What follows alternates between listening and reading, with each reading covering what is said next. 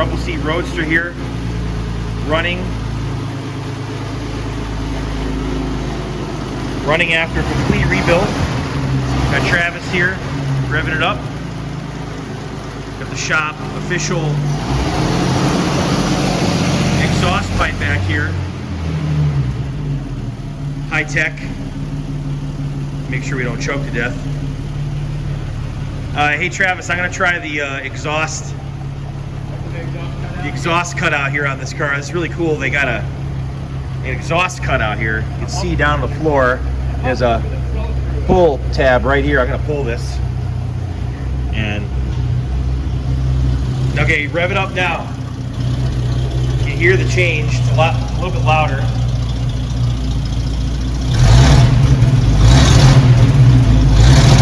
That's awesome.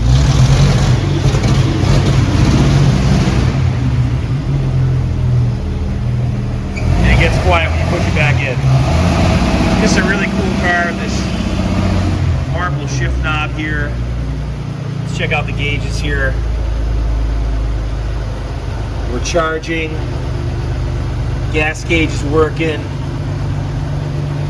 Oil pressure gauge is not working yet. Oil pressure is not working. So nothing's leaking, but it doesn't seem to be working. And I know the engine has oil pressure. Gauges are working. Mechanical, right? Yep, everything's mechanical. We've got this power gen here.